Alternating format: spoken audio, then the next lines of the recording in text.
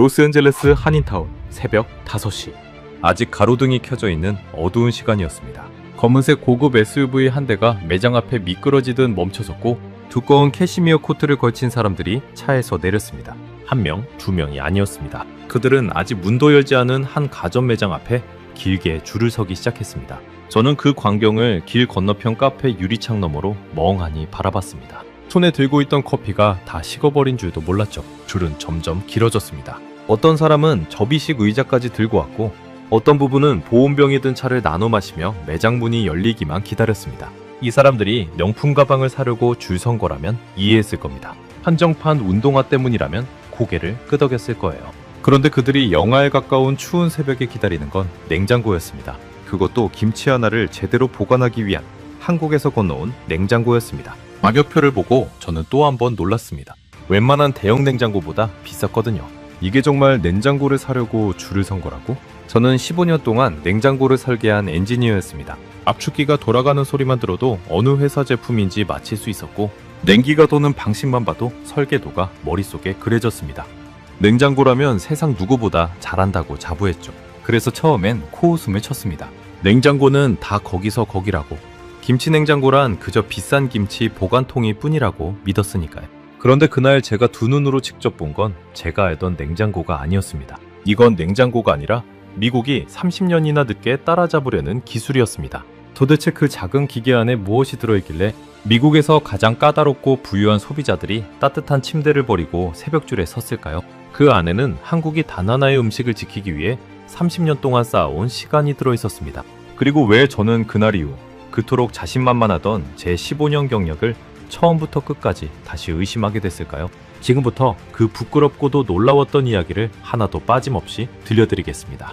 영상 시작 전 구독과 좋아요로 대한민국의 미래를 응원해주세요. 제 이름은 다니엘 카터입니다. 캘리포니아에 살고 있고 실리콘밸리의 작은 가전 스타트업에서 제품 총괄을 맡고 있죠. 지금은 창업과 비슷하게 일하지만 제 진짜 뿌리는 엔지니어입니다. 대형 가전회사의 냉장 부문에서 15년을 보냈거든요. 압축기를 설계하고 냉기가 칸칸이 어떻게 흐르는지 계산하고 온도가 0.5도 틀어지는 이유를 찾느라 밤을 새우던 사람이었습니다. 제 책상 서랍에는 늘 온도 측정기가 들어있었고 식당에 가서도 음료가 적당히 차가운지 무의식적으로 가늠하는 버릇이 있었습니다. 동료들은 그런 저를 두고 냉장고와 결혼한 남자라고 농담하곤 했죠. 저는 그 농담이 싫지 않았습니다. 그만큼 제 일의 자부심이 컸으니까요. 그래서 저에겐 일종의 직업병 같은 자만심이 있었습니다. 냉장고는 다 똑같다는 믿음이요. 안에 든 게 우유든 고기든 채소든 결국 차갑게 식혀두는 상자일 뿐이라고 생각했습니다. 브랜드가 비싸 봐야 디자인 차이지 핵심 기술은 거기서 거기라고요. 저는 그 분야에서 일했으니 누구보다 잘한다고 자신했습니다. 제가 이런 확신을 갖게 된 데는 이유가 있었습니다. 15년 동안 저는 수많은 회사의 냉장고를 분해하고 또 분해했습니다. 경쟁사 제품이 나오면 가장 먼저 사서 뜯어봤죠. 압축기를 꺼내 무게를 재고 냉매가 도는 관의 길이를 측정하고 단열재의 두께를 자로 쟀습니다. 그렇게 수백 대를 뜯다 보니 결론은 늘 비슷했습니다. 부품은 거의 같은 회사에서 사오고 설계 원리도 대동소이했습니다. 차이가 있다면 문을 여닫는 느낌이나 손잡이 모양 같은 기술과는 상관없는 부분들이었죠. 그래서 저는 냉장고라는 물건에 더는 놀랄 게 없다고 믿었습니다. 세상의 모든 냉장고는 제 손바닥 안에 있다고 생각했던 겁니다. 그날도 평소와 다르지 않은 아침이었습니다. 2025년 봄, 우리 회사 회의실이었죠. 햇살이 잘 드는 창가에서 저는 커피를 마시며 신제품 일정을 정리하고 있었습니다. 그때 소피아가 들어왔습니다. 소피아 림, 우리 회사의 마케터이고 한국계 미국인이었습니다. 데이터를 다루는 솜씨가 좋아서 제가 꽤 신뢰하던 동료였죠. 감으로 일하는 사람이 아니라 늘 숫자로 말하는 사람이었기에 저와 결이 비슷하다고 느끼던 동료이기도 했습니다. 그런데 그날 소피아의 손에는 평소보다 두꺼운 자료 뭉치가 들려 있었습니다. 표정도 평소와 달랐습니다. 차분하던 사람이 그날따라 뭔가 들떠 있었죠. 자리에 앉지도 않고 곧장 제 책상으로 다가왔습니다. 다니엘, 이거 진짜 한번 보셔야 해요. 제가 며칠 동안 자료를 모았거든요. 소피아가 제 책상에 자료를 펼쳤습니다. 첫 장에는 큼지막한 글씨로 숫자가 적혀 있었습니다. 미국 발효식품 소매 시장 규모 약 110억 달러. 저는 안경을 고쳤으며 그 숫자를 다시 봤습니다. 적은 돈이 아니었습니다. 제가 아는 어지간한 가전 카테고리보다 큰 시장이었으니까요. 발효식품이요? 요거트, 콤부차, 사워크라우트, 그리고 김치까지. 미국에서 장 건강 때문에 발효식품을 챙겨 먹는 소비자가 빠르게 늘고 있어요. 통계를 보면 미국 소비자 약 15%가 장 건강을 위해 발효식품을 일부러 먹는다고 해요. 이게 그냥 잠깐 지나가는 유행이 아니라는 거죠. 식습관 자체가 바뀌고 있는 거예요. 저는 자료를 훑어봤습니다. 숫자 자체는 인정할 만했습니다. 시장이 크고 있다는 건 사실이었으니까요. 하지만 그게 우리 회사와 무슨 상관인지 이해할 수 없었습니다. 우리는 냉장 가전을 만드는 회사였지 음식을 파는 회사가 아니었거든요. 그래서 우리가 콤부차라도 만들어야 한다는 거예요. 제가 농담처럼 묻자 소피아는 고개를 저었습니다. 그리고 자료의 다음 장을 넘겼습니다. 거기에는 한국에서 찍힌 사진 한 장이 있었습니다. 어느 한국 가정의 부엌이었는데 일반 냉장고 옆에 또 다른 네모난 기계가 놓여 있었습니다. 미로 문을 여는 형태의 제가 처음 보는 모양이었습니다. 일반 냉장고처럼 옆으로 문을 여는 게 아니라 마치 김치를 위에서 차곡차곡 눕히듯 넣는 구조 같았습니다. 이게 뭔지 아세요? 김치 냉장고예요. 한국에서는 거의 모든 집에 한 대씩 있어요. 아구 보급률이 90%에 가까워요. 김치를 일반 냉장고가 아니라 김치만을 위한 전용 냉장고에 따로 보관한다는 거예요. 신혼부부가 살림을 차릴 때 일반 냉장고랑 김치 냉장고를 같이 사는 게 당연한 일이에요. 90%라는 숫자가 잠깐 귀에 걸렸습니다. 거의 모든 가정이라는 뜻이었으니까요. 미국에서 어떤 가정이 그 정도 보급률을 가지려면 텔레비전이나 세탁기쯤은 돼야 했습니다. 그건 단순한 유행이 아니라 생활 필수품이라는 뜻이었죠. 하지만 저는 그 의미를 깊이 새기지 않았습니다. 한국은 김치를 매일 먹는 특수한 나라니까 그럴 수 있다고 그저 문화적 차이로만 받아들였죠. 저는 그 말을 듣고 솔직히 웃음이 나왔습니다. 김치를 보관하는 냉장고라니. 우리식으로 치면 피클을 보관하는 전용 냉장고를 따로 사는 셈이었죠. 그게 얼마나 비효율적인 생각인지 엔지니어인 저에게는 너무나 분명해 보였습니다. 음식 하나 때문에 기계 한 대를 더 들이는 건 제 계산기로는 도저히 답이 나오지 않는 일이었습니다. 소피아, 솔직히 말할게요. 그건 그냥 비싼 김치 보관통이에요. 한국 사람들이야 김치를 매일 먹으니까 그럴 수 있죠. 하지만 미국 소비자가 그런 걸 살 이유가 있을까요? 우리 집 냉장고에도 충분한 공간이 있는데 굳이 음식 하나 때문에 기계를 한 대 더 산다고요? 그건 마케팅이 만들어낸 환상이에요. 사람들은 새 것이 나오면 잠깐 호기심을 보이다가 결국 원래 쓰던 걸로 돌아가게 돼 있어요.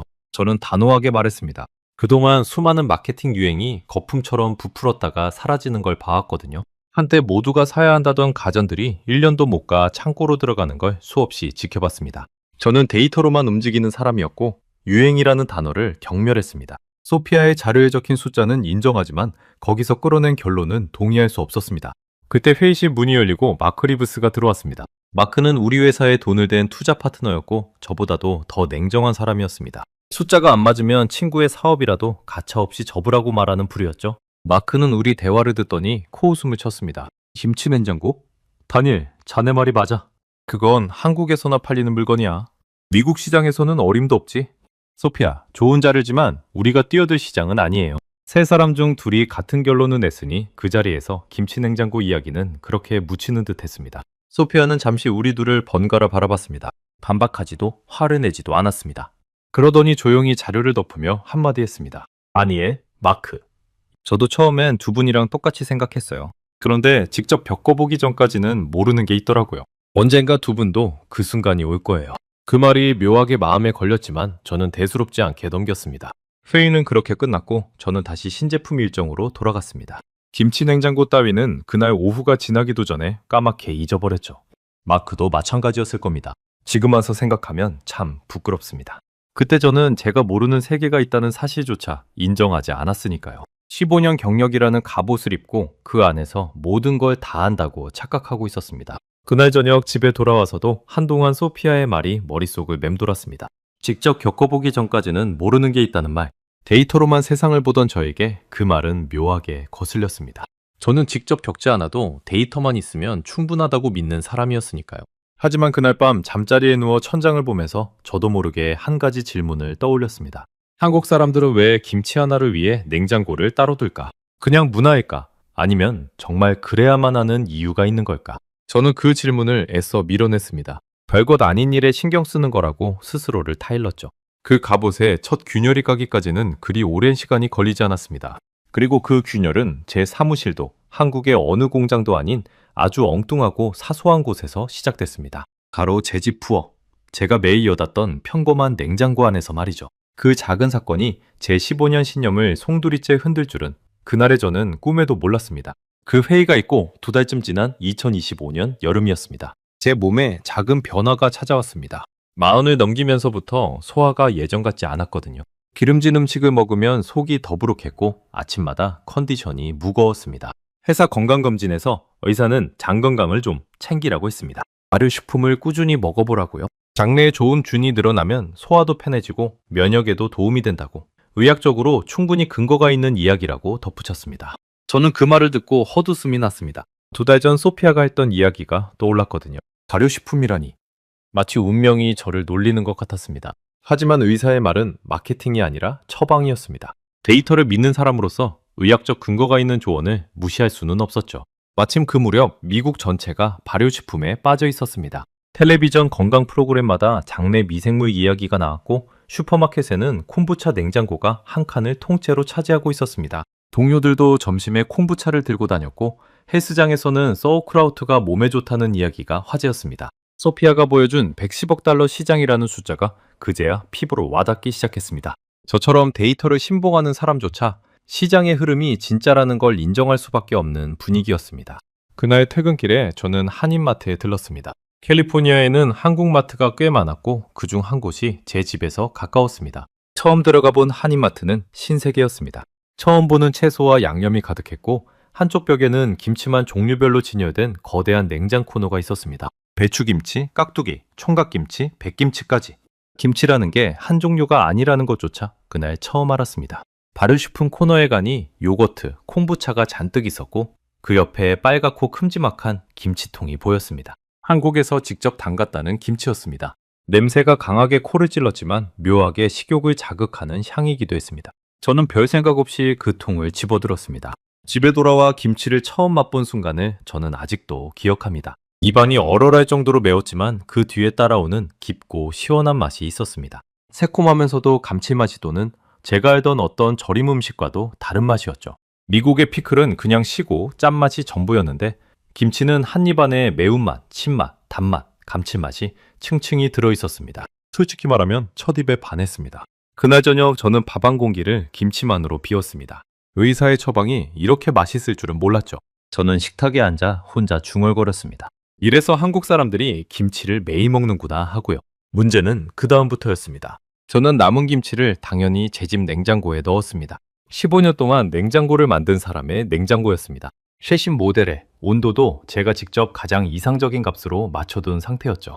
음식을 보관하는 일이라면 제 냉장고를 따라올 게 없다고 자신했습니다. 우유는 일주일이 지나도 신선했고 고기는 며칠을 둬도 색이 변하지 않았습니다. 채소는 일주일 넘게 아삭함을 유지했죠. 제 냉장고는 제 자부심의 결정체였습니다. 그러니 김치 한 통쯤이야 아무 문제 없을 거라고 생각했습니다. 오히려 김치가 제 냉장고의 완벽함을 증명해 줄 거라고 믿었죠. 사흘 뒤 저녁이었습니다. 저는 또 김치가 먹고 싶어서 냉장고 문을 열었습니다. 그런데 문을 여는 순간 뭔가 달랐습니다. 처음 샀을 때의 그 상쾌한 향이 아니었습니다. 시큼하고 쏘는 냄새가 냉장고 안에 가득 퍼져 있었습니다. 옆에 둔 우유와 치즈에까지 그 냄새가 배어 있었죠. 저는 미간을 찌푸리며 김치통을 꺼냈습니다. 뚜껑을 열어 한 조각을 맛본 순간 저는 멈칫했습니다. 사흘 전에 그 깊고 시원한 맛이 아니었습니다. 지나치게 시큼했습니다. 마트에서 처음 맛본 김치와는 완전히 다른 음식이 되어 있었죠. 아삭하던 배추도 어딘가 물러진 느낌이었습니다. 저는 고개를 갸웃했습니다. 분명 냉장 보관을 했는데 왜 이렇게 빨리 변했을까? 처음엔 제가 산 김치가 원래 좀 오래된 거였나 싶었습니다. 그래서 그 주말에 같은 마트에서 새 김치를 또 사왔습니다. 이번에는 더 신경 써서 냉장고에서 가장 온도가 안정적인 칸에 넣어뒀죠. 결과는 똑같았습니다. 나흘째가 되자 새로 산 김치도 어김없이 시큼하게 변하기 시작했습니다. 2번이나 같은 일이 반복되자 이건 우연이 아니라 분명한 현상이라는 확신이 들었습니다. 엔지니어의 본능이 발동했습니다. 저는 냉장고 안의 온도를 다시 점검했습니다. 측정기를 꺼내 칸칸이 온도를 쟀습니다. 제가 맞춘 값 그대로였습니다. 일반적인 음식 보관에는 더할 나위 없이 완벽한 온도였죠. 그런데 김치는 그 완벽한 온도 안에서 빠르게 식어버렸습니다. 처음엔 김치 자체가 원래 그런 음식인가 보다 했습니다. 발효식품이니까 계속 발효가 진행되는 게 당연하다고요. 하지만 마음 한구석이 찜찜했습니다. 그렇다면 한국 가정의 김치는 어떻게 한 달을 버틴다는 걸까요?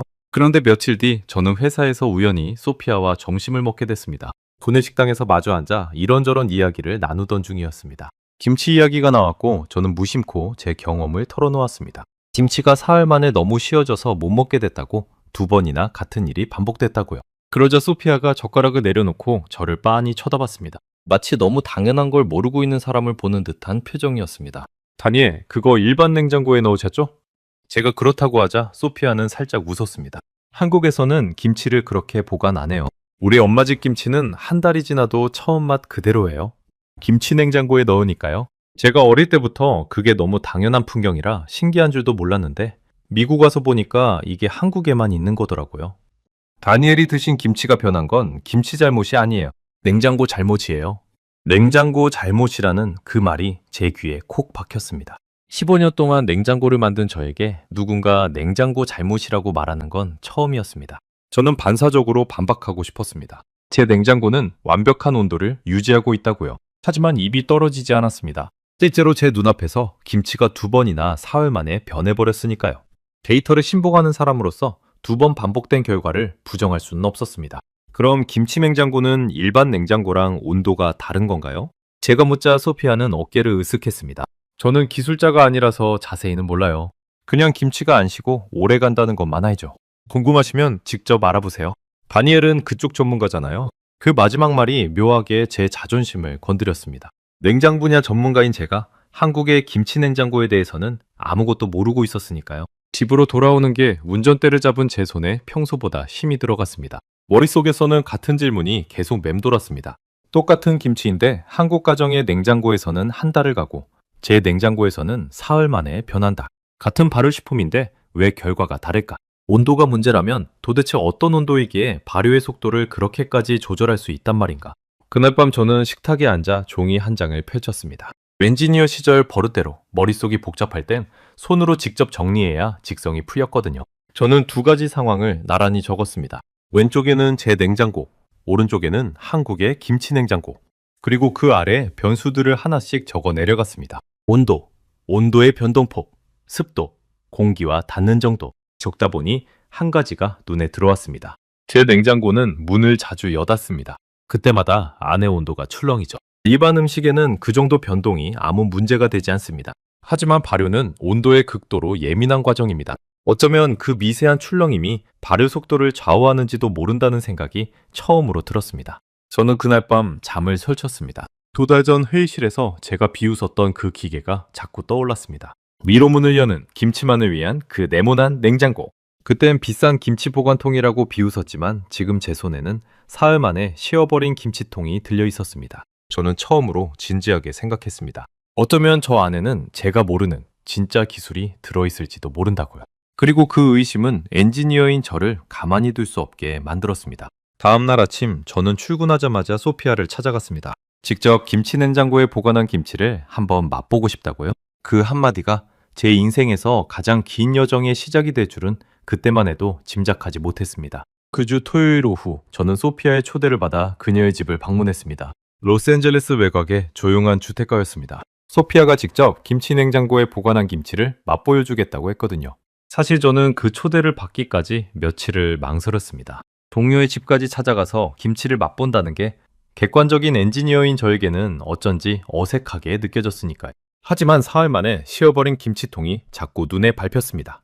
밥을 찾지 못하면 다음 일에 집중할 수 없을 것 같았습니다. 현관에 들어서자 소피아의 어머니가 반갑게 맞아주셨습니다. 한국에서 건너오신 분이었고 영어가 서툴렀지만 환한 미소로 저를 식탁에 앉히셨습니다. 부엌에는 제가 사진으로만 봤던 그 위로 문을 여는 네모난 냉장고가 놓여 있었습니다. 일반 냉장고는 따로 또 있었습니다. 소피아의 말대로 정말 2대를 나란히 쓰고 있었던 겁니다. 미국 가정이라면 공간 낭비라며 절대 하지 않을 선택이었습니다. 소피아의 어머니가 그 냉장고의 문을 열었습니다. 일반 냉장고처럼 옆으로 열리는 게 아니라 위로 뚜껑을 들어올리는 방식이었습니다. 그 순간 저는 작은 차이 하나를 알아챘습니다. 위로 여는 구조면 찬 공기가 아래로 가라앉아 밖으로 잘 빠져나가지 않습니다. 옆으로 여는 일반 냉장고는 문을 열 때마다 무거운 찬 공기가 발밑으로 쏟아져 나가 버리죠. 단순한 디자인 차이가 아니라 냉기를 한 방울도 흘리지 않으려는 계산된 구조였던 겁니다. 안에는 김치통이 가지런히 들어 있었습니다. 어머니가 통 하나를 꺼내며 말씀하셨습니다. 소피아가 곁에서 통역해 주었습니다. 이거 2달 전에 담근 김치예요. 한번 먹어봐요. 2달이라는 말에 저는 속으로 의아했습니다. 제 김치는 사흘 만에 씌어졌는데 2달 된 김치라니. 그 정도면 먹지 못할 만큼 씌어 있을 거라고 예상했습니다. 어쩌면 어머니가 날짜를 착각하신 게 아닐까 싶기도 했죠. 저는 약간의 의심을 품은 채 젓가락을 들었습니다. 김치 한 조각을 입에 넣은 순간 저는 그 자리에서 굳어버렸습니다. 바삭했습니다. 2달 전에 담갔다는 김치가 마트에서 갓 사왔을 때처럼 싱싱하게 씹혔습니다. 신맛은 적당했고 깊은 감칠맛이 입안에 퍼졌습니다. 오히려 제가 집에서 처음 먹었던 김치보다 더 맛있었습니다. 2달이라는 시간이 김치를 망친 게 아니라 오히려 더 깊은 맛으로 익혀놓은 거였습니다. 제가 집에서 사흘 만에 버려야 했던 그 시큼한 김치와는 완전히 다른 음식이었습니다. 같은 김치라는 사실이 믿기지 않을 정도였죠. 저는 한 조각을 더 집어 먹었습니다. 그리고 또 한 조각. 정신을 차려보니 접시에 담긴 김치를 거의 다 비우고 있었습니다. 소피아의 어머니가 제 모습을 보고 환하게 웃으셨습니다. 그러더니 한국어로 뭐라고 말씀하셨고 소피아가 통역해 주었습니다. 엄마가 그러시는데 김치는 살아있는 음식이래요. 잘 재워주면 점점 맛있어지고 잘못 두면 금방 상한대요.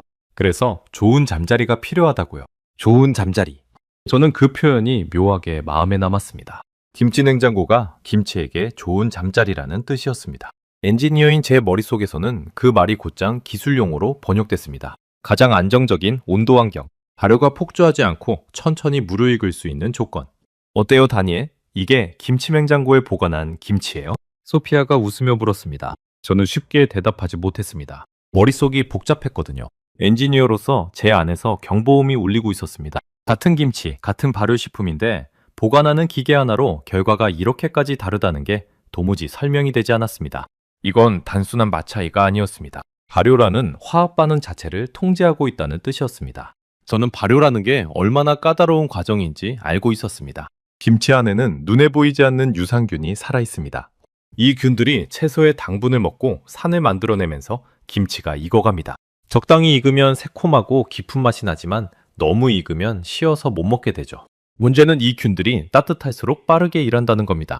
온도가 조금만 올라가도 발효가 폭주합니다. 반대로 너무 차가우면 균이 일을 멈춰서 익지 않고요. 그러니 가장 맛있는 상태를 오래 유지하려면 균이 천천히, 그러나 멈추지는 않을 만큼의 딱 그 온도를 흔들림 없이 잡아줘야 했습니다. 그게 얼마나 어려운 일인지 저는 직업상 누구보다 잘 알았습니다. 저는 소피아의 어머니께 양해를 구하고 그 김치 냉장고를 자세히 살펴봤습니다. 직업병이 또 도진 거죠. 겉으로 보기엔 평범했습니다. 하지만 손을 안에 넣어보니 냉기의 결이 달랐습니다. 제 냉장고는 찬바람이 훅 끼치는 느낌인데 이건 냉기가 공간 전체를 고르게 감싸는 느낌이었습니다. 마치 차가운 물 속에 손을 담근 것처럼 어느 구석이든 온도가 똑같았습니다. 저는 구조를 유심히 들여다봤습니다. 일반 냉장고는 안쪽 벽에 냉각판이 붙어 있고 거기서 나온 찬바람이 선풍기처럼 돌아 음식을 식힙니다. 그래서 바람이 직접 닿는 곳은 차갑고 멀리 떨어진 곳은 덜 차갑죠. 그게 온도 편차가 생기는 이유입니다. 그런데 이 김치 냉장고는 바람으로 식히는 방식이 아니었습니다. 저장 공간 자체를 통째로 감싸서 직접 냉각하는 구조였습니다. 마치 김치통 전체를 차가운 벽으로 빈틈없이 둘러싼 것처럼요. 그래서 바람이 닿고 안 닿고의 차이가 없었던 겁니다. 옛날 한국 사람들이 김치독을 땅에 묻어 보관하던 방식을 기계로 그대로 재현한 거였습니다. 저는 가방에서 온도 측정기를 꺼냈습니다. 어디 가든 들고 다니는 제 분신 같은 물건이었죠. 김치 냉장고 안 여러 지점의 온도를 쟀습니다. 위쪽, 아래쪽, 모서리, 가운데. 결과를 보고 저는 숨을 멈췄습니다. 냉장고 위쪽, 아래쪽, 구석구석 어디를 재도 온도 편차가 거의 없었습니다. 0.5도 안쪽이었습니다. 그 숫자가 무슨 의미인지 저만큼 잘 아는 사람도 없었습니다. 일반 냉장고는 문을 닫고 돌려도 평균 온도에서 1.5도 정도 편차가 생깁니다. 그게 업계의 상식이었습니다.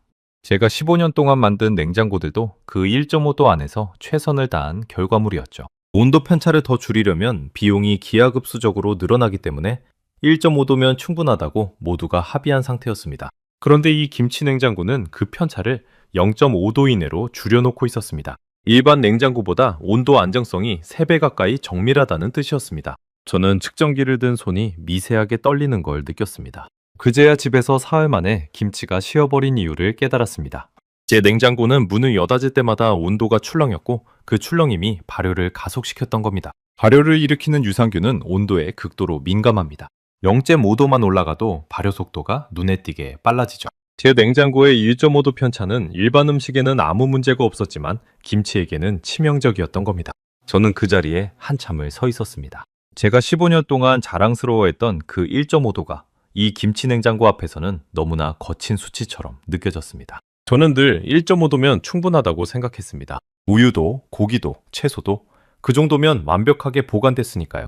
하지만 누군가는 그 1.5도를 0.5도로 줄이기 위해 일반 가전에서는 필요도 없는 정밀함을 김치 하나를 위해 쏟아부은 겁니다. 그 집요함이 어떤 것인지 저는 가늠조차 되지 않았습니다. 소피아의 어머니가 제 옆에서 또 다른 통을 꺼내며 말씀하셨습니다. 소피아가 다시 통역했습니다. 이건 영하 1도로 맞춰져 있어요. 김치는 소금이 많아서 영하에서도 얼지 않거든요. 딱 그 온도에서 가장 맛있게 익어요. 영하 1도. 저는 그 숫자를 듣고 또 한 번 놀랐습니다. 일반 냉장고의 냉장칸은 보통 영상 2도에서 5도 사이입니다. 그래야 음식이 얼지 않으면서 신선하게 유지되니까요. 그런데 김치 냉장고는 일부러 영하로 내려갑니다. 김치만 그 온도에서 가장 맛있게 익는다는 걸 누군가가 알아냈다는 뜻이었습니다. 그냥 차갑게만 하는 게 아니라 김치라는 음식 하나를 위해 가장 완벽한 온도를 찾아낸 거였습니다. 저는 소피아에게 물었습니다. 이 냉장고, 한국에서는 언제부터 쓰기 시작한 거예요? 소피아는 어머니에게 물어보더니 대답했습니다. 엄마가 결혼하실 때쯤 처음 나왔다고 하니까 한 30년쯤 됐을 거예요. 처음에 신기한 물건이었는데 지금은 없는 집이 거의 없죠. 30년. 그 숫자가 제 가슴을 묵직하게 눌렀습니다. 30년이라면 제가 냉장고 일을 시작하기 한참 전부터 한국은 김치 하나를 위한 온도를 연구하고 있었다는 뜻이었습니다. 저는 이제 막 그 존재를 알았는데 그들은 이미 한 세대를 그 기술과 함께 살아온 겁니다. 집으로 돌아오는 길 저는 한참 동안 말이 없었습니다. 운전을 하면서도 머릿속에는 0.5도와 영하 2도 그리고 30년이라는 세 개의 숫자가 계속 맴돌았습니다. 15년 동안 냉장고는 다 똑같다고 믿어온 제 신념이 그날 오후 소피아 집 부엌에서 소리 없이 무너지고 있었습니다. 신호대기에 멈춰서서 저는 혼잣말을 했습니다. 누가, 도대체 왜 김치 하나를 위해 이런 정밀한 온도 기술을 만들었을까? 이건 우연히 만들어진 물건이 아니었습니다. 누군가가 오랜 시간 김치를 관찰하고 실험하고 데이터를 쌓아야만 나올 수 있는 결과였습니다. 발효 정점이 정확히 어느 온도인지, 그 온도를 어떻게 흔들림 없이 유지할지, 김치 종류마다 익는 속도가 어떻게 다른지, 그 모든 걸 알아내려면 수십 년의 시간과 수십만 번의 실험이 필요했을 겁니다. 집에 도착해서도 저는 한동안 차에서 내리지 못했습니다. 운전대에 손을 올린 채 저는 제 지난 15년을 떠올렸습니다. 저는 냉장고를 더 싸게, 더 크게, 더 멋지게 만드는 데만 골몰했습니다. 그런데 한국의 누군가는 같은 시간 동안 음식 하나를 가장 맛있게 지키는 일에 매달려 있었습니다. 방향이 완전히 달랐던 겁니다. 그리고 그 다른 방향이 미국 부자들을 새벽줄에 세우는 결과로 돌아오고 있었습니다. 저는 그날 밤 노트북을 켜고 한국의 김치 냉장고에 대해 닥치는 대로 찾아봤습니다. 그러다 한 자료에서 눈이 멈췄습니다. 한국의 어느 회사가 김치 냉장고를 만들기 위해 김치만 연구하는 전용 연구소를 세웠고 거기서 쌓은 발효 관련 특허가 수백 건에 이른다는 내용이었습니다. 김치 냉장고가 처음 세상에 나온 게 1995년이라는 것도 그때 알았습니다. 그 회사는 김치 냉장고를 만들기 전 무려 100만 포기가 넘는 김치를 직접 담그고 익혀가며 발효 과정을 데이터로 만들었다고 했습니다. 100만 포기라니. 저는 그 숫자 앞에서 한참을 멍하니 앉아 있었습니다. 제가 신제품 하나를 만들 때 테스트하는 샘플은 많아야 수백 개였습니다. 그런데 그들은 김치 100만 포기를 일일이 관찰하며 어떤 온도에서 어떻게 익는지를 기록했던 겁니다. 그건 기술이라기보다 차라리 집념에 가까웠습니다. 저는 그 답을 직접 확인하고 싶어졌습니다. 화면으로 보는 것만으로는 도저히 성에 차지 않았습니다. 그곳에 직접 가서 그 30년의 시간을 두 눈으로 보고 싶었습니다. 그리고 며칠 뒤 저는 한국행 비행기표를 끊었습니다. 그로부터 2주 뒤 저는 인천공항에 내렸습니다. 소피아가 동행해 주었습니다. 한국어를 할 줄 아는 사람이 옆에 있어야 했고 무엇보다 이 여정을 시작하게 만든 사람이 소피아였으니까요. 소피아가 자신의 인맥을 통해 한국의 한 김치냉장고 연구소 방문을 어렵게 잡아주었습니다. 그곳에서 30년 동안 발효를 연구해온 한지호 연구원이 우리를 안내하기로 되어 있었습니다. 비행기 안에서 저는 내내 마음이 무거웠습니다. 솔직히 말하면 한편으로는 작은 기대도 있었습니다. 막상 가보면 별것 아닐 거라는 기대요. 그동안 살펴본 자료들이 과장됐기를, 그래서 제 15년 신념이 틀리지 않았다는 걸 확인하고 싶었는지도 모릅니다. 인간이란 자기가 틀렸다는 걸 인정하기 전까지 끝까지 도망칠 구멍을 찾기 마련이니까요. 저 역시 그랬습니다. 서울의 공기는 낯설었지만 활기가 넘쳤습니다. 거리마다 한국 가전 회사의 간판이 보였고 식당에 가면 어디든 김치가 기본으로 나왔습니다. 그것도 한 종류가 아니라 서너 가지가 한꺼번에 나왔습니다. 식당 주방을 슬쩍 들여다보니 거기에도 어김없이 김치 냉장고가 놓여 있었습니다. 정말로 이 나라는 김치와 함께 돌아가고 있었습니다. 다음 날 아침 우리는 연구소로 향했습니다. 건물 안으로 들어서자 가장 먼저 눈에 들어온 건 거대한 저장실이었습니다. 유리변 너머로 수백 개의 김치통이 줄지어 놓여 있었습니다. 각 통에는 번호와 날짜가 적힌 표가 붙어 있었습니다. 마치 도서관처럼 김치 하나하나가 자료로 보관되고 있었습니다. 어떤 통에는 담근 지 하루 된 김치가, 어떤 통에는 1년이 넘은 김치가 들어 있었습니다. 흰 가운을 입은 연구원들이 그 사이를 오가며 무언가를 기록하고 있었습니다. 저는 그 광경에 잠시 멈춰섰습니다. 제가 알던 가전회사의 모습이 아니었습니다. 차라리 식품과학을 연구하는 실험실에 가까웠습니다. 한지호 연구원이 담담한 목소리로 설명을 시작했습니다. 여기 있는 김치들은 전부 실험용입니다. 같은 날 담갔지만 각각 다른 온도에서 보관하고 있죠. 0.1도 단위로 나눠서요. 어느 온도에서 가장 오래, 가장 맛있게 익는지를 30년째 기록하고 있습니다. 0.1도 단위. 그 말을 듣는 순간 제 등줄기가 서늘해졌습니다. 저는 평생 0.5도 단위로 일해왔습니다. 그게 가전업계에서 다룰 수 있는 가장 정밀한 한계라고 믿었으니까요. 그런데 이들은 그 절반의 절반도 안 되는 0.1도 차이를 30년 동안 추적하고 있었습니다. 저는 마른 침을 삼켰습니다. 저는 한 연구원에게 조심스럽게 물었습니다. 0.2도 차이가 정말 김치 맛에 그렇게 큰 영향을 주느냐고요? 한지호 연구원이 저를 데리고 두 개의 김치통 앞에 섰습니다. 하나는 영하 1도, 다른 하나는 영하 0.9도에서 보관한 김치라고 했습니다. 고작 0.1도 차이였습니다. 그가 두 김치를 작은 접시에 덜어 제게 내밀었습니다. 맛을 한번 비교해보세요. 저는 두 김치를 차례로 맛봤습니다. 처음엔 똑같은 줄 알았습니다. 그런데 두세 번 번갈아 먹어보니 분명히 차이가 있었습니다. 한쪽은 아삭함이 살아있고 신맛이 은은했는데 다른 한쪽은 아주 미세하게 더 물러있고 신맛이 앞섰습니다. 0.1도 차이가 입안에서 느껴지는 차이로 돌아온 겁니다. 저는 손에 든 젓가락을 한동안 내려놓지 못했습니다. 제가 평생 무시해온 그 0.1도가 음식 위에서는 이렇게 또렷한 차이를 만들고 있었습니다. 한지호 연구원은 이번엔 아주 오래 묵힌 김치를 한 점 내밀었습니다. 1년이 넘게 영하의 온도에서 천천히 익혀온 묵은지라고 했습니다. 한 입 베어 무는 순간 저는 또 한 번 놀랐습니다. 1년이나 됐는데도 김치는 물러지지 않았고 오히려 깊고 진한 맛이 혀끝에 묵직하게 감겼습니다. 시간이 김치를 망친 게 아니라 더 좋은 음식으로 빚어낸 거였습니다. 이 정도의 보관은 일반 냉장고로는 상상조차 할 수 없는 일이었습니다. 이게 가능한 이유는 단 하나입니다. 1년 내내 온도가 흔들리지 않았기 때문이죠. 만약 중간에 단 한 번이라도 온도가 크게 추령했다면 이 묵은지는 진작에 쉬어 터졌을 겁니다. 한지우 연구원의 말은 조용했지만 제 귀에는 천둥처럼 울렸습니다. 1년 동안 단 한 번도 온도를 크게 흔들지 않는다는 것. 그게 얼마나 어려운 일인지 저는 누구보다 잘 알았습니다. 그건 단순한 기술이 아니라 한순간도 방심하지 않는 끈질김이 만들어낸 결과였습니다. 한지호 연구원이 우리를 자료실로 안내했습니다. 그곳에는 두꺼운 파일과 데이터가 책장 가득 꽂혀 있었습니다. 천장까지 닿는 책장이 방을 빙 둘러싸고 있었고 그 모든 칸이 김치 발효 데이터로 채워져 있었습니다. 그가 그중 한 권을 꺼내 펼쳐 보였습니다.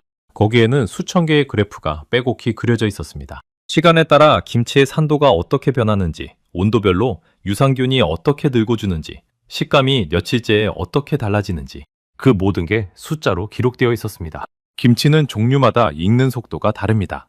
배추김치, 깍두기, 총각김치, 물김치 또 지역마다, 집집마다 양념이 달라서 발효 곡선이 다 다릅니다. 저희는 그 모든 경우의 수를 데이터로 만들었습니다. 그래야 어떤 김치든 가장 맛있는 상태로 잡아둘 수 있으니까요. 이 회사가 김치 냉장고를 처음 만들기 전에 무려 100만 포기가 넘는 김치를 직접 담그고 익혀가며 자료를 모았습니다. 100만 포기. 자료에서 봤던 그 숫자를 저는 그 자리에서 다시 들었습니다. 이번엔 화면 속 글자가 아니라 그 결과물이 제 눈앞에 책장 가득 펼쳐져 있었습니다. 저는 그 파일들을 넘겨보며 손끝이 차가워지는 걸 느꼈습니다. 이건 제가 상상했던 수준이 아니었습니다. 저는 김치 냉장고가 그냥 온도만 좀 더 낮고 일정한 냉장고일 거라고 생각했습니다. 그런데 이건 음식 하나의 일생을 통째로 해부한 거였습니다. 김치가 태어나서 익고 쉬어가는 그 모든 과정을 분단위로 들여다본 기록이었습니다. 저는 한지호 연구원에게 물었습니다. 30여 동안 이 일을 하면서 지치지 않았느냐고요. 그는 잠시 생각하더니 이렇게 답했습니다. 처음 김치냉장고를 만들 때 사람들이 다들 비웃었습니다. 김치 하나 보관하려고 냉장고를 따로 만든다니 누가 사겠냐고요. 그런데 저희는 알았습니다. 김치는 한국 사람에게 그냥 반찬이 아니라는 거요. 어머니의 손맛이고 겨울을 나는 양식이고 한 가족의 추억이거든요. 그 맛을 지키는 일이라면 0.1도를 다투는 게 결코 헛된 일이 아니라고 생각했습니다. 저는 그 말 앞에서 아무 대꾸도 하지 못했습니다. 저는 냉장고를 그저 차가운 상자로만 봤습니다. 그런데 이들은 냉장고를 누군가의 추억을 지키는 도구로 보고 있었던 겁니다. 같은 물건을 만들면서도 바라보는 마음의 깊이가 이렇게 달랐습니다. 기술의 차이는 결국 마음의 차이에서 시작된 거였습니다. 한지호 연구원이 다음 방으로 안내했습니다.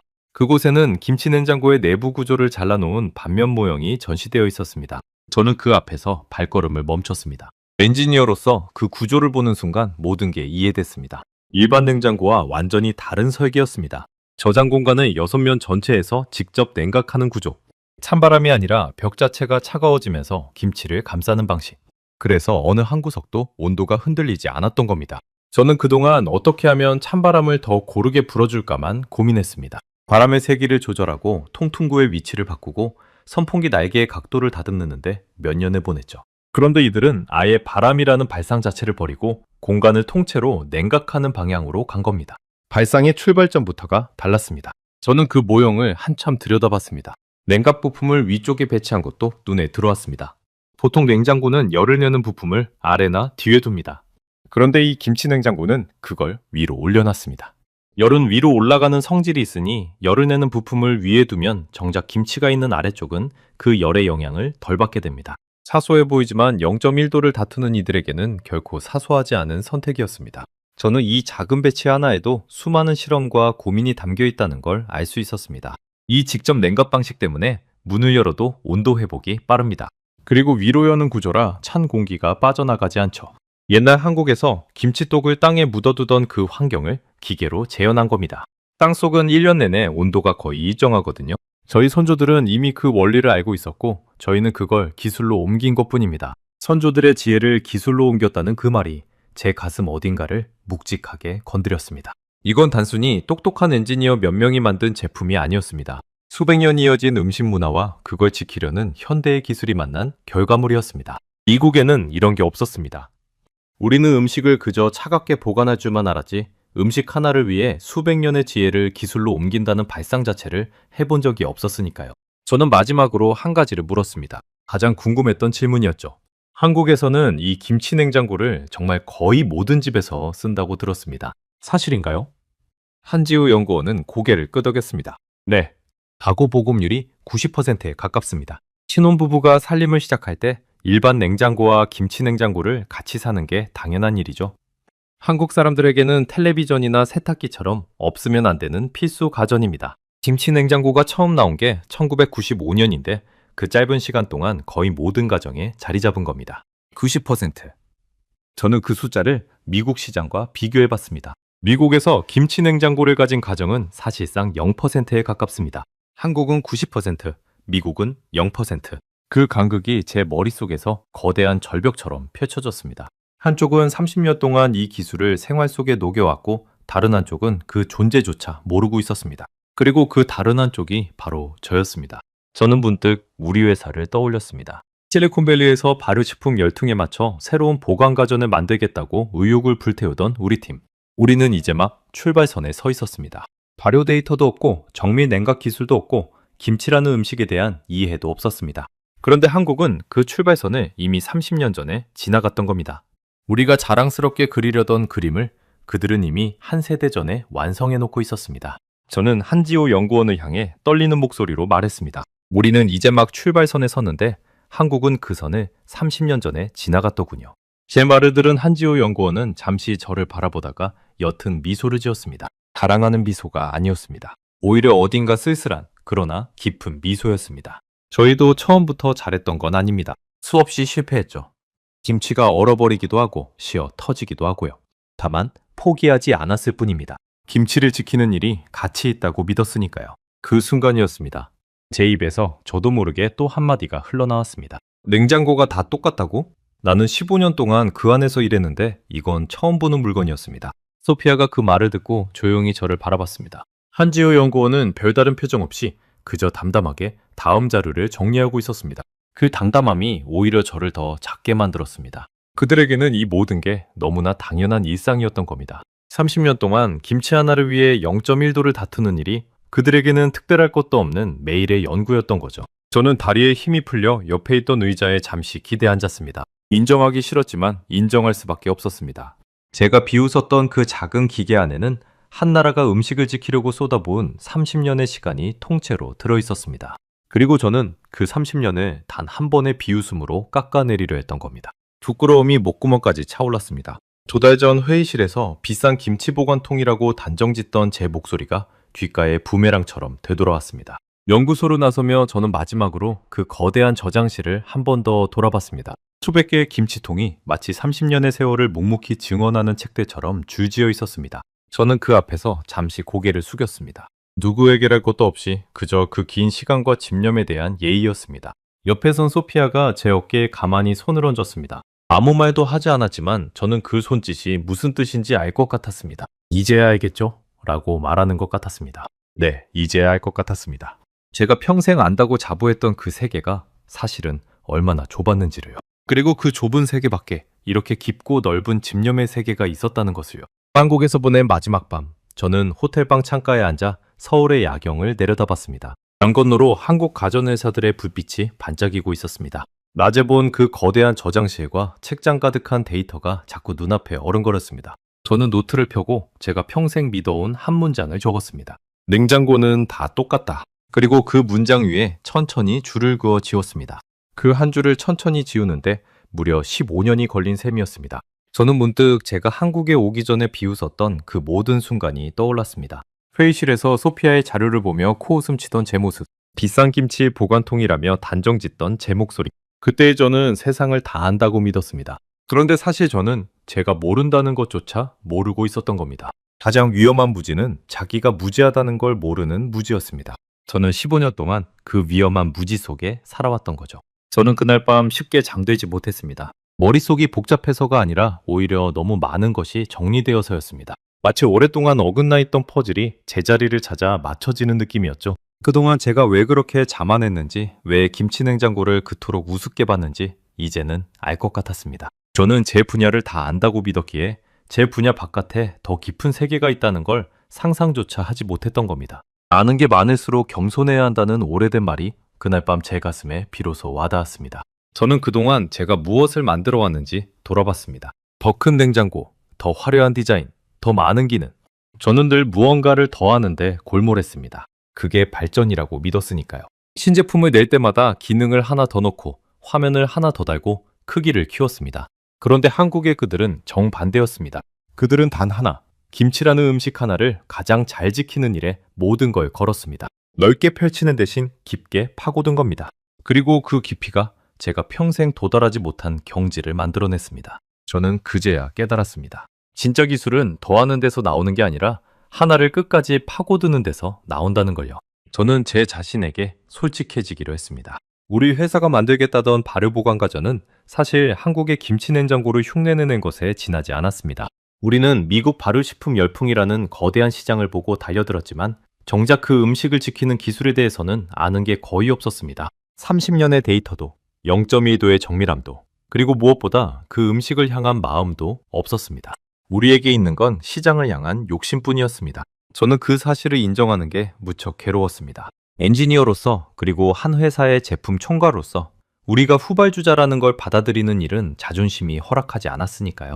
더구나 제 입으로 직접 동료들 앞에서 우리가 한참 지쳐져 있다고 말해야 한다고 생각하니 더욱 막막했습니다. 하지만 동시에 이상하게 마음이 가벼워지기도 했습니다. 더 이상 모르는 걸 아는 척하지 않아도 됐으니까요. 저는 이제야 비로소 제대로 된 출발점에 설 수 있었습니다. 흉내가 아니라 진짜 배움의 자세로 말입니다. 그것만으로도 이번 한국행은 충분하고도 남을 값어치가 있었습니다. 다음날 한국을 떠나기 전에 저는 한지호 연구원을 다시 한번 만났습니다. 작별 인사를 하고 싶었거든요. 연구소 앞 작은 카페에서 우리는 마주 앉았습니다. 창밖으로는 출근길 사람들이 바쁘게 오가고 있었습니다. 저는 따뜻한 차를 한 모금 마시고 그에게 솔직히 털어놓았습니다.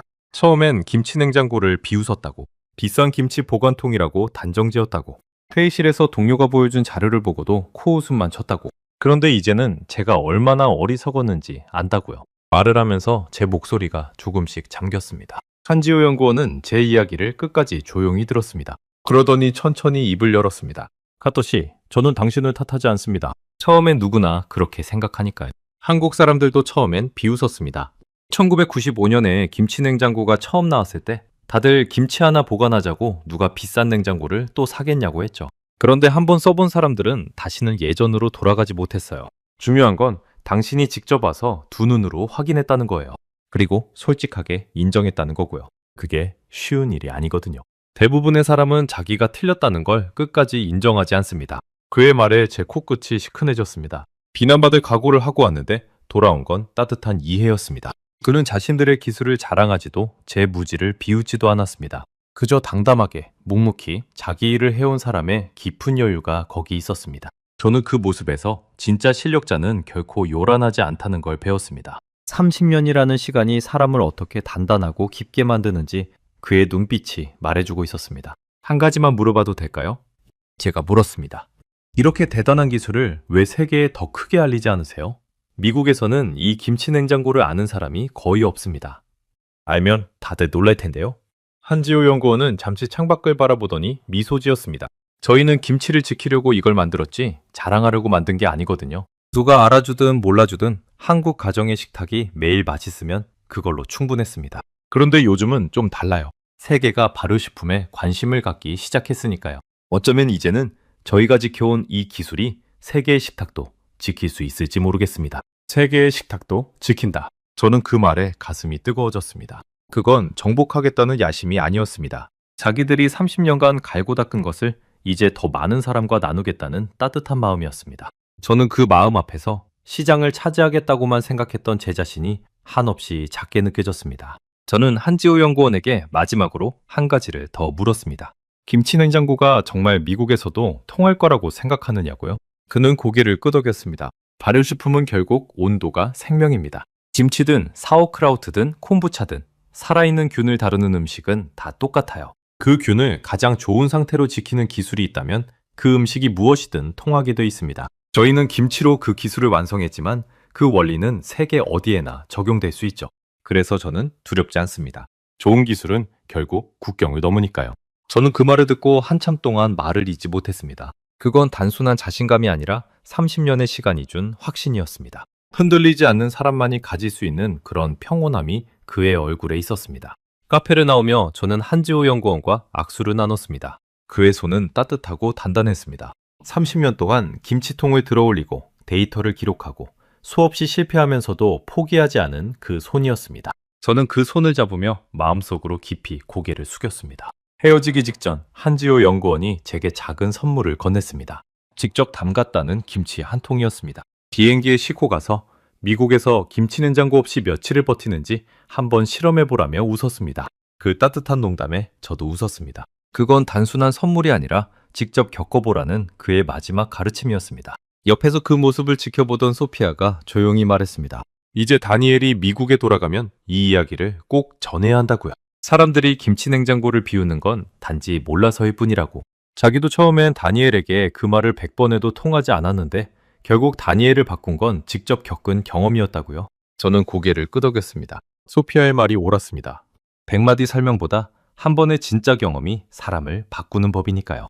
미국으로 돌아오는 비행기 안에서 저는 창밖의 구름을 바라보며 오랫동안 생각에 잠겼습니다. 내 인생의 절반을 바친 냉장고라는 물건이 사실은 제가 생각했던 것보다 훨씬 깊은 세계였다는 사실. 그리고 그 깊은 세계의 가장 안쪽에 김치를 사랑한 한 나라의 30년이 자리 잡고 있었다는 사실. 저는 더 이상 예전의 제가 아니었습니다. 안다고 자만하던 엔지니어는 사라지고 이제 막 진짜를 배우기 시작한 한 사람이 그 자리에 있었습니다. 저는 비행기 안에서 한지호 연구원의 말을 다시 떠올렸습니다. 김치는 그냥 반찬이 아니라 어머니의 손맛이고 한 가족의 추억이라던 그 말. 이 모든 게 단순한 기술 경쟁이 아니라 결국은 사랑의 문제였다는 걸 저는 이제 알았습니다. 자기 나라의 음식을, 자기 가족의 식탁을 지키려는 마음. 그 마음이 너무 깊어서 30년이라는 시간도 마다하지 않은 겁니다. 미국에서 우리는 시장을 보고 달려들었지만 한국은 사랑을 지키려다 결국 세계가 부러워하는 기술을 갖게 된 거였습니다. 출발점이 사랑이었기에 그 결과도 그토록 단단했던 겁니다. 비행기가 태평양을 건너는 동안 저는 노트에 한 문장을 새로 적었습니다. 이건 가전이 아니었다. 음식에 대한 한 나라의 고집이었다. 그 문장을 적고 나서야 저는 비로소 마음이 편안해졌습니다. 오랫동안 저를 짓눌렀던 자만이라는 무거운 갑옷을 그제야 벗어던진 기분이었습니다. 그리고 동시에 새로운 다짐 하나가 가슴속에서 천천히 자라나고 있었습니다. 미국에 돌아가면 제가 본 이 진실을 동료들에게도 정직하게 전해야겠다는 다짐이었습니다. 특히 끝까지 김치냉장고를 비웃던 한 사람, 마크에게 말입니다. 미국으로 돌아오고 일주일 뒤 저는 회의실에 마크 리브스를 불렀습니다. 몇 달 전 김치냉장고를 두고 한국에서나 팔리는 물건이라며 함께 코웃음 쳤던 바로 그 자리였습니다. 같은 회의실, 같은 햇살이 드는 창가였습니다. 다만 그 자리에 앉은 저는 몇 달 전에 제가 아니었습니다. 마크는 여전히 회의적인 표정으로 들어왔습니다. 제가 한국까지 다녀온 게 시간 낭비였다고 생각하는 눈치였죠. 팔짱을 낀 그의 자세에서 그 마음이 그대로 익혔습니다. 다니엘, 한국까지 다녀왔다며? 그래서 우리가 정말 김치냉장고 시장에 뛰어들어야 한다는 거야? 솔직히 나는 아직도 이게 미국에서 통할 거라고 생각하네. 저는 대답 대신 그의 앞에 작은 접시 2개를 놓았습니다. 한쪽은 일반 냉장고에 사흘 둔 김치, 다른 한쪽은 김치냉장고에 한 달 보관한 김치였습니다. 한지호 연구원이 알려준 방법 그대로 제가 직접 실험한 결과물이었습니다. 미국에 돌아온 뒤 저는 가장 먼저 작은 김치냉장고 한 대를 사서 직접 비교 실험부터 했거든요. 먹어보고 말해. 어느 쪽이 더 맛있는지. 설명은 그 다음에 할게. 마크는 마지못해 두 김치를 맛봤습니다. 그러더니 표정이 천천히 굳어졌습니다. 한쪽은 씨어터진 김치였고 다른 한쪽은 아삭하고 깊은 맛이 살아있었습니다. 같은 김치라고는 믿기지 않는 차이였습니다. 한쪽은 코를 찌르도록 시큼했고 다른 한쪽은 향부터 달랐습니다. 마크는 한참을 말없이 두 접시를 번갈아 보다가 낮은 목소리로 물었습니다. 이게 정말 같은 김치라고? 같은 날 같은 통에서 나눠 담은 거? 저는 고개를 끄덕였습니다. 그리고 한국에서 본 모든 걸 차분히 들려줬습니다. 일반 냉장고가 1.5도까지 온도가 출렁이는 데 비해 김치냉장고는 0.5도 이내로 잡는다는 정밀 냉각, 영하 1도라는 발효의 정점, 30년간 쌓인 데이터, 100만 포기의 실험, 그리고 90%라는 보급률까지. 마크는 제 이야기를 듣는 내내 한마디도 하지 못했습니다. 끝까지 유행이라며 비웃던 그가 두 김치의 맛 앞에서 무너지고 있었습니다. 처음엔 코웃음 치던 그의 눈빛이 이야기가 깊어질수록 점점 진지해졌습니다. 제 이야기가 끝나자 마크는 한동안 천장을 올려다봤습니다. 그러더니 길게 한숨을 내쉬며 말했습니다. 우리가 만들겠다던 그 발효가전, 출발선이 어디였는지 이제 알겠군. 우리는 0에서 시작하는데 한국은 30년 전에 이미 출발했어. 따라잡는다는 표현 자체가 오만이었던 거야. 다니엘, 솔직히 인정할게. 내가 틀렸어. 김치냉장고는 비싼 보관통이 아니라 우리가 한참 배워야 할 진짜 기술이었어. 끝까지 비웃던 마크의 입에서 그 말이 나오는 순간 저는 한국에서 제가 느꼈던 그 부끄러움과 깨달음을 그가 똑같이 통과하고 있다는 걸 알았습니다. 저는 그저 조용히 고개를 끄덕였습니다. 몇 달 전에 우리는 미국 발효열풍이라는 거대한 시장만 봤지 그 음식을 지키는 기술의 부재라는 현실은 보지 못했습니다. 시장은 거대한데 정작 그 시장을 바칠 기술은 우리에게 없었던 겁니다. 그리고 그 기술을 한국은 이미 한 세대 전에 완성해 놓고 있었습니다. 그날 이후 우리 회사의 방향은 완전히 바뀌었습니다. 우리는 한국의 김치냉장고를 어설프게 흉내내려던 계획을 접었습니다. 대신 한국 기업과 손을 잡고 그 기술을 정직하게 배우는 길을 택했습니다. 베끼는 게 아니라 배우는 것. 그게 우리가 내린 결론이었습니다. 소피아는 그 다리를 놓는 일을 맡아 누구보다 기뻐했습니다. 한국계 미국인으로서 자기 뿌리의 기술이 미국에서 인정받는 모습을 보는 게 큰 보람이라고 했죠. 늘 자료만 들고 다니며 설득하던 소피아가 이제는 두 나라를 잇는 진짜 가교가 된 셈이었습니다. 마크도 달라졌습니다. 누구보다 회의적이던 그가 이제는 회의 때마다 한국의 발효기술 자료를 먼저 챙겨오는 사람이 됐습니다. 사람을 바꾸는 건 100마디 말이 아니라 한 번의 진짜 경험이라던 소피아의 말이 마크에게서 그대로 증명된 셈이었습니다. 시간이 흘러 미국의 발효식품 시장은 더욱 커졌습니다. 미국 발효식품 소매 매출은 이미 110억 달러 규모에 이르렀고 미국 소비자의 약 15%가 장 건강을 위해 발효식품을 챙겨 먹고 있었습니다. 그리고 북미 김치냉장고 시장은 글로벌 점유율에서 18.6%를 차지하며 해마다 6% 넘게 성장하고 있었습니다. 한때 0%에 가깝던 미국 가정의 김치 냉장고 보급이 조금씩 늘어나기 시작한 겁니다. 인트로에서 제가 봤던 그 새벽줄, 미국 부자들이 가전 매장 앞에 늘어섰던 그 풍경은 어쩌면 과장된 한 장면이었을지 모릅니다. 모든 미국인이 새벽부터 김치 냉장고를 사려고 줄을 서는 건 아니니까요. 하지만 그 풍경이 가리키는 방향만큼은 분명한 진실이었습니다. 세계가 이제 막 한국이 30년 전에 도달한 그 자리를 향해 걸음을 떼고 있었던 겁니다. 그리고 그 걸음의 맨 앞에는 김치 하나를 지키려던 한국의 집념이 있었습니다. 저는 지금도 제 부엌에 김치 냉장고를 두고 씁니다. 한지우 연구원이 선물해준 김치는 진작에 다 먹었지만 그 맛을 잊지 못해 직접 김치를 담그는 법까지 배웠습니다. 처음엔 양념 비율도 못 맞춰서 번번이 실패했지만 이제는 제법 그럴듯한 김치를 담글 줄 압니다. 영하 1도에서 천천히 익어가는 제 김치를 볼 때마다 저는 서울의 그 작은 카페와 30년을 묵묵히 견뎌온 한 연구원의 단단한 손을 떠올립니다. 그리고 김치를 한 입 베어 물 때마다 그날 소피아의 어머니가 하셨던 말이 생각납니다. 김치는 살아있는 음식이라 좋은 잠자리가 필요하다던 그 말이요. 가끔 저는 생각합니다. 만약 제가 그날 한국에 가지 않았다면 저는 평생 냉장고는 다 똑같다고 믿으며 살았을 겁니다. 제 좁은 세계 안에서 더 깊은 진짜를 영영 모른 채로요. 어쩌면 저뿐만이 아닐 겁니다. 세상에는 직접 겪어보기 전까지 그 가치를 모르는 것들이 참 많으니까요. 한 나라가 음식 하나를 30년 동안 지켜온 그 집념이 저 같은 고집센 엔지니어의 마음마저 바꿔놓았습니다. 그리고 저는 확신합니다. 그 집념은 앞으로 더 많은 세계인의 식탁을 그리고 마음을 바꿔놓을 거라고요. 위대한 기술은 요란하지 않습니다. 그저 묵묵히 자기 자리에서 가장 소중한 것을 지킬 뿐입니다. 그리고 그렇게 지켜낸 것이 언젠가 온 세상이 부러워하는 보물이 됩니다. 한국은 김치 하나를 지키려다 세계가 따라오고 싶어하는 발효기술의 표준을 만들어냈습니다. 그건 누구를 이기려고 한 일이 아니었습니다. 그저 자기 것을 끝까지 아낀 마음이 세월을 거쳐 빚어낸 결과였습니다. 저는 그 진실을 작은 김치 한 조각에서 배웠습니다. 그리고 그 작은 한 조각이 제 인생에서 가장 큰 가르침이 될 줄은 처음엔 정말 꿈에도 몰랐습니다. 저는 다음 시간에도 전 세계를 놀라게 할 대한민국의 이야기로 다시 찾아뵙겠습니다. 감사합니다.